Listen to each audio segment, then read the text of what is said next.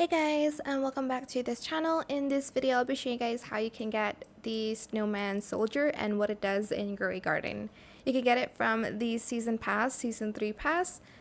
It doesn't have a lot of use to it though. It basically just generates a snowball, which is just a decorative item that you can basically get snowballs from, and you are able to throw it at other players, and that's pretty much it. Really doesn't have any other use other than that.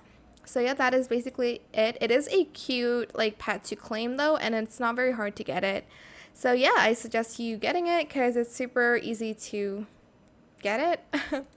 I hope it was helpful for you guys. Don't forget to like, comment, share, and also subscribe to this channel if you haven't done that already.